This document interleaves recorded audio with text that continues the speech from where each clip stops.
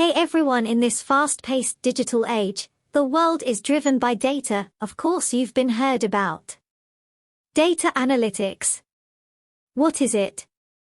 Data analytics is the science of extracting trends, patterns, and relevant information from raw data to draw conclusions.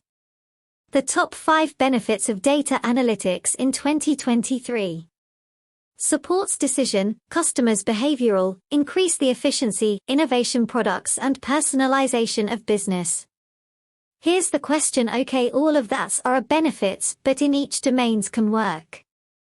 So there are many domains, each of them is healthcare, telecom, insurance, government, finance, automobile, education, and retail.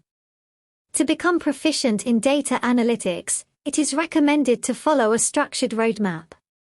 Start by learning statistics, followed by Excel, SQL, Python, data visualization, and BI tools. In 2023, popular tools used in data analytics include Excel, Tableau, Power BI, Python, and many others. Don't worry, in the upcoming videos, we will explore Python and data visualization tools in detail. Stay tuned for more content on Python and data visualization and other important topics. Thank you for watching, and don't forget to subscribe to stay updated with the latest videos.